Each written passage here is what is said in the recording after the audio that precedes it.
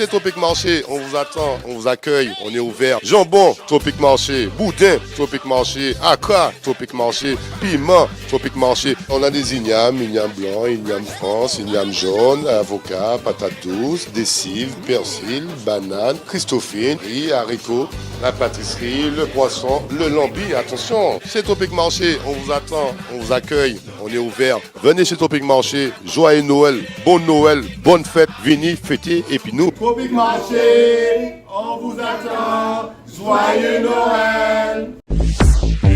Hexagone, actualité. C'est vrai que j'ai découvert, lors de mon premier déplacement en tant que ministre, c'était à La Réunion avec Gérald Darmanin, on a découvert le BQP. Chose, quand vous êtes à Paris en train de vous occuper de l'énergie, vous ne connaissez pas. Donc j'ai découvert le BQP à La Réunion, et après discussion, sur place, on s'est dit tout de suite, on va essayer d'améliorer ça. Et donc on a imaginé, inventé le BQP+, et la démarche Oudinot du pouvoir d'achat. Pari, compliqué, pas très simple, qui a pris un peu plus de temps que prévu, puisque je voulais boucler ça, moi qui étais jeune ministre. On s'est dit on va y aller en juillet, on aura fini. En septembre, on aura fini. Raté, septembre, octobre, novembre. Mais enfin, ça y est, on a terminé le 8 décembre, c'est-à-dire aujourd'hui. On a donc, avec Gérald Darmanin, appelé cette démarche l'Oudinot du pouvoir d'achat.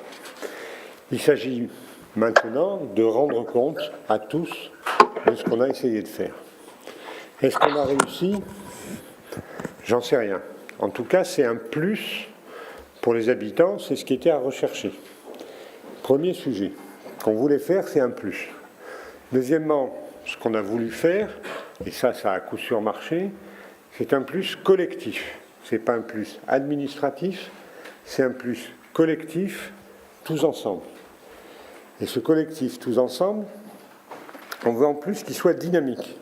C'est-à-dire que ça ne va pas s'arrêter là.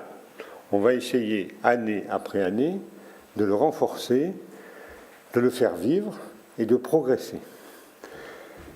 La particularité de ce sujet, c'est qu'on a essayé de mêler plus d'acteurs, notamment les collectivités régionales que je salue, plus de commerçants, plus de fabricants du prix sur la ligne qui fabrique le prix à l'arrivée. Ça, c'est à peu près réglé. Et on l'a divisé en deux. Une partie nationale et une partie locale. Mais à la fin, tout ça concourt au même but, essayer que les habitants des îles et de la Guyane bénéficient, et d'ailleurs en Guyane ça a bien marché, bénéficient de cette aide au pouvoir d'achat. L'inflation d'abord, est-elle galopante, exponentielle? Non. Elle est juste. Moins forte d'ailleurs en moyenne en Outre-mer qu'en métropole. Par contre, cette inflation est plus forte sur les produits alimentaires. C'est normal, il y a des circuits de distribution un peu plus compliqués, un peu plus longs. Et surtout, elle s'applique à des populations dont le niveau de vie, c'est malheureusement vrai, est inférieur, moyen, est inférieur à ce qui se passe dans l'Hexagone. Et notamment avec des poches de pauvreté, et la moyenne, et puis il y a l'écart type à la moyenne, avec des poches de pauvreté qui ne sont pas bonnes, pour être honnête. Et donc il fallait s'en occuper. Alors il y a d'abord des mesures que je rappelle, parce qu'on les oublie trop vite, ça fait partie des acquis, mais pourquoi ne pas rappeler les acquis? Le premier, c'est que dans ces territoires, il y a des taux de TVA plus faibles que dans l'Hexagone. 8,5% et 2,1% en Guadeloupe, Martinique, à La Réunion, pas de TVA en Guyane et à Mayotte. C'est déjà un plus considérable. On me dirait, il y a l'octroi de mer. C'est vrai, on y reviendra peut-être dans la discussion, mais l'octroi de mer est une mécanique un peu différente, et qui d'ailleurs profite très directement aux habitants de l'outre-mer, via les dotations aux collectivités. Deuxièmement, je rappelle aussi, peut-être souvenir de mon occupation précédente, que le tarif de vente de l'électricité permet aux ultramarins de payer le même prix qu'en métropole, avec des avancées, j'en suis fier, je le dis, qu'on a réussi à la CRE, à la Commission de régulation de l'énergie ces dernières années, c'est d'étendre cette pratique des TRVE à Wallis, à Saint-Martin et à Saint-Barth. Ce n'était pas gagné d'avance, mais c'est fait. Ainsi, par exemple, je vais me rendre à Saül. Bonjour, Madame la députée. Je vais me rendre à Saül, je ne sais pas, dans 2-3 jours. Je pars demain matin. Et à Saül, c'est là où l'électricité est le plus cher de France. On atteint des prix, évidemment, c'est au milieu de la forêt, c'est loin de tout lieu de production, loin de tout câble électrique. Eh bien, à Saül, on paye le même prix qu'à Montpellier, la ville où j'habite. C'est quand même un plus extraordinaire que moi j'ai plaisir à rappeler. C'est ça la lutte contre les prix et c'est ça la cohésion nationale. Troisième mesure antérieure, l'État ne perçoit aucune taxe sur les carburants. Il n'y a pas de taxe sur les carburants. En France, elle est assez élevée, mais il n'y en a pas outre-mer. Donc ça, c'est des mesures de base qui existent depuis tout le temps. Et puis, face à cette montée de l'inflation, avec Gérald Darmanin, on a proposé à la Première ministre, on a proposé parfois au Parlement, de prendre des mesures plus conjoncturelles, en tout cas plus récentes, pour répondre à ce retour de cette inflation. De l'aide aux personnes, c'est de l'aide alimentaire. C'est pas ce qu'on fait de mieux, parce que c'est quand on a raté le reste qu'on fait ça, pour être honnête. Mais pas obligé de tout réussir tout de suite. En tout cas, ça se saurait si on pouvait le faire. Donc, par contre, on a donc essayé en retour d'aider plus les ménages outre-mer qu'en métropole. Deuxièmement, on a plafonné les loyers, l'augmentation des loyers à 2,5% en évolution pour 2023, alors qu'en métropole, en France hexagonale, c'est à 3,5%. Il ne reste pas grand-chose, mais toute la démarche vise à additionner des petites choses pour qu'à la fin, on ait un paysage financier pour les habitants plus favorable. Troisième sujet, par exemple, on a revalorisé, et c'est très important, revalorisé de 5% ce qu'on appelle le PARS, l'aide à la restauration scolaire. Souvent, du fait de l'éloignement, je pense à la Guyane, par exemple, où la restauration scolaire est fondamentale. Je pense à Mayotte, où le fait d'aller manger à la cantine est quand même un truc important. On a donc revalorisé le PARS de 5%, c'est pas rien. Ensuite, l'augmentation de 4% des révisions des prestations sociales, compte tenu de la pauvreté qui est là et compte tenu de la masse, cette revalorisation de 4% est plus favorable aux revenus moyens qu'en métropole. On reste sur les revenus moyens. Enfin, la dernière mesure qui a été prise, ça a été un peu compliqué quand c'est arrivé chez les gens, vous savez, c'est les paquets qui vous sont livrés par la poste. Qui d'un coup, parce qu'on avait changé de système, d'un coup, les mesures qui existaient ont été appliquées. Précédemment, on n'appliquait pas, bizarrement, les taux de taxes divers et variés sur ces produits-là. Et donc des gens ont vu arriver des paquets où les dédouanements, comme on appelle, c'est pas que le dédouanement, il y a un certain nombre de sujets qui font augmenter ces prix, où le dédouanement a fait que parfois, ce qu'on avait à payer en taxes et en transport était plus lourd, plus cher que le prix de ce qu'il y avait dans le paquet.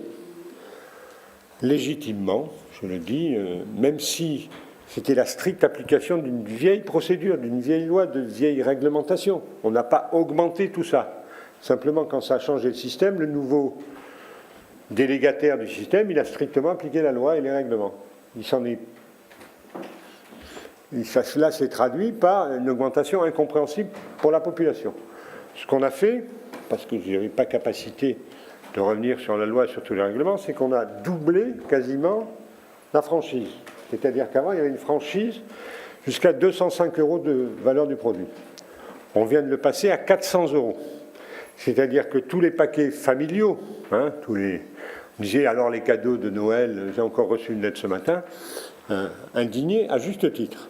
Ce changement brutal sans explication, ça suscite l'indignation, ça ne paraît pas absurde.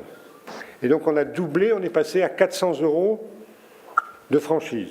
Ce qui fait que pour 90-95% des gens, ça ne s'appliquera pas. Ça ne s'appliquera pas. Et voilà, je pense que la solution est trouvée là. Après, sur les sujets purement économiques des entreprises, ma foi, il n'y a pas de raison de changer. Et donc je pense qu'on est à 400 € et je trouve que c'est bien. Alors après, on a au niveau national, pour faire ça, on avait, ça c'est les mesures législatives, réglementaires, le pouvoir d'achat au niveau national. Ça ne touche pas encore les prix c'était pas spécialisé, j'allais dire, sur le prix des marchandises, prises territoire par territoire. On a donc essayé de diviser ça en deux parties. Une partie nationale, d'une négociation menée par mes collaborateurs ou moi-même avec un certain nombre de groupes, de prestataires, des gens qui sont sur la ligne de la fabrication du prix. Pour fabriquer un prix pour le consommateur, vous avez toute une ligne de gens, par exemple les commissionnaires sur les ports de Pointe-à-Pitre et de Fort-de-France, se sont engagés à ne pas bouger les prix, voire à faire 0 commission sur un certain nombre de prix. C'est des négociations compliquées à mener, mais elles sont faites. Par exemple, même si de temps en temps la CMA-CGM est très critiquée, je constate qu'après négociation, on a baissé le coût du conteneur de 40 pieds de 750 €. Sur la ligne des Antilles, je suis sur la ligne des Antilles, un conteneur de 40 pieds, c'était 2500 €. Alors, les conteneurs qui font l'Asie moyen, c'est beaucoup plus cher. Ce n'est pas le sujet. Moi, mon sujet, c'était Europe, Antilles. 750 € sur 2500. Tant et si bien d'ailleurs que les concurrents type Marfret sont venus me voir. Ils m'ont dit, écoutez, monsieur le ministre, c'est quand même pas terrible votre histoire. On ne m'avait même pas prévenu qu'ils faisaient ça. J'ai dit, attendez, ça c'est la concurrence. On s'est entendu. On a vu monsieur Vidil. Voilà, on va essayer de progresser et de travailler avec lui. Voilà des mesures que nous avons prises au niveau national. Et puis au niveau national, on a essayé de dire aux distributeurs des choses assez fortes. Nous voulons vous dire, messieurs les franchiseurs, il y a les franchiseurs et les franchisés, que dans votre relation avec les territoires d'outre-mer, vous devriez faire un effort. Premier effort, et j'avais encore Bernard Ayotte ce matin qui me le confirmait, effort absolu pour se servir en produits locaux. On ne produira pas tout localement, effort absolu, et la plupart des franchiseurs, si j'ose dire, c'est le bon terme d'ailleurs, non, c'est comment il faut dire ? Nous sommes des coopérateurs indépendants. La plupart des franchiseurs, vis-à-vis de leurs franchisés, se sont engagés à renforcer l'approvisionnement en produits locaux, ce qui ça est du long terme. Ça c'est du long terme. La vraie lutte contre l'inflation, c'est la richesse locale, c'est la production locale. Donc il faut y arriver doucement. C'est pas en 5 secondes, c'est un effort continu. Et je fais confiance à ces grands groupes nationaux de pousser leurs franchisés à acquérir localement les produits qu'ils peuvent trouver sur place. Deuxième idée, nous leur avons dit, et la plupart ont répondu positivement, que ça serait bien de fournir au territoire ultramarin des produits au même prix que ceux qui livrent dans l'Hexagone. Qu'ils n'aient pas la petite facilité de dire je te mets 10% de plus et puis ça ne se voit pas. Bon. Non, ils sont tous engagés largement à envoyer outre-mer des produits au même prix que ceux qui livrent dans les magasins de la France hexagonale. Alors après s'ajoute tout un tas de facteurs de prix, mais ça me paraissait plutôt de bonne loi. Enfin, et ça c'est les consommateurs ultramarins qui doivent s'y mettre, on leur a demandé d'augmenter l'offre en marques distributeurs. Les marques distributeurs sont souvent d'un prix un petit peu inférieur. Après, il faut que le consommateur s'y mette. Mais ça permet, me semble-t-il, de peser sur les prix.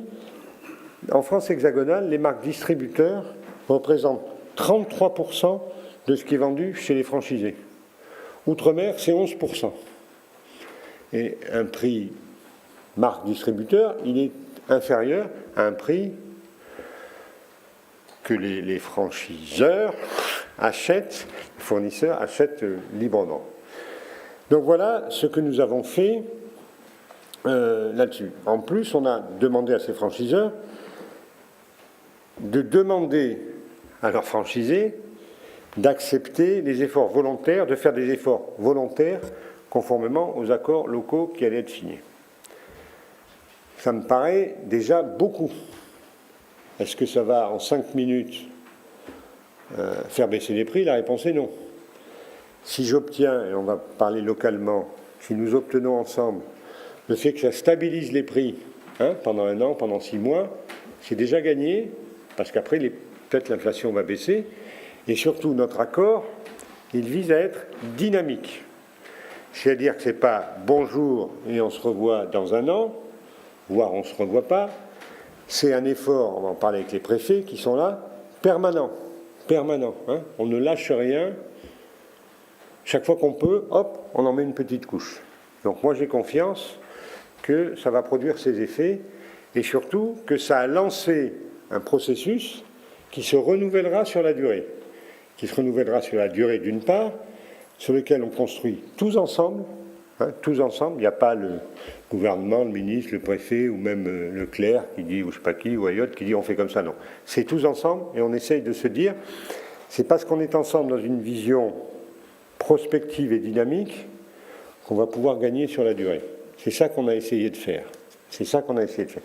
À côté de ces mesures nationales, gouvernementales, ou j'allais dire contractuelles avec les grands opérateurs, avec les grands faiseurs de prix, on a demandé à chacun des préfets, localement, de travailler, j'allais dire, selon la même méthode, avec les mêmes interlocuteurs. Je rajoute qu'il y avait le BQP. Qu'est-ce qu'on leur a demandé? On leur a demandé de chercher le maximum d'intervenants. Et je veux saluer l'effort qui a été fait par beaucoup de conseils régionaux, collectivités. Elles ont toutes des noms différents, donc c'est ça la différenciation. Je ne sais plus comment il faut les appeler. De faire un effort sur le fameux octroi de mer. Il y a peut-être des questions derrière sur l'octroi de mer. Tout ont fait un effort. Certains sur l'octroi de mer. D'autres en disant, moi je ne le fais pas sur l'octroi de mer parce que par ailleurs, j'ai fait tel effort sur le gaz, sur l'essence, En tout cas, tout le monde a été incité, toutes les collectivités ont été dans cette négociation. Ça, c'est nouveau. Et je trouve que c'est un plus considérable et je veux remercier les présidents avec un S et présidents sans S de ces collectivités qui ont accepté de participer au débat. C'était le premier sujet, élargir ceux qui sont sur les prix, les commissionnaires. Deuxième idée, dire à chacun, vous aviez un panier de consommation familiale, il y avait X produits. Historiquement, il y avait X produits. On leur dit, vous allez travailler à avoir X plus Y produits. Territoire par territoire, on verra le nombre de produits supplémentaires.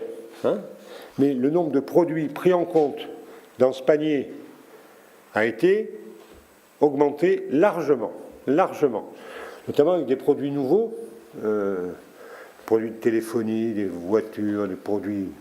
Je ne vais pas ici faire la liste des produits, ce n'est pas mon sujet. Mais augmenter le nombre de produits pour que ça ne se réduise pas à une consommation alimentaire, point barre. On a essayé de mettre de la pharmacie, de la téléphonie, des objets électroniques. Augmenter le nombre de produits pris dans ce qui s'appelle donc le BQP+. C'est un nom horrible, il faudra voir si on ne peut pas le changer, mais il est historique. plus de produits. Deuxième idée, plus de lieux où on trouve ces produits. Plus de lieux où on trouve ces produits. Pas uniquement dans les grands magasins, si j'ose dire, mais aussi dans les petites surfaces, dans les moyennes surfaces. Ça me paraît important que plus facilement le consommateur ultramarin, il le trouve naturellement, ces produits. Troisième idée, c'est faire un effort de présentation. On connaît tous ici, là, à Paris, quand vous cherchez un produit pas cher, il faut se baisser, faire le tour des rayons pour trouver pas cher. Les produits les moins chers sont souvent un peu cachés. C'est plus tout à fait le cas, mais ça arrive de temps en temps.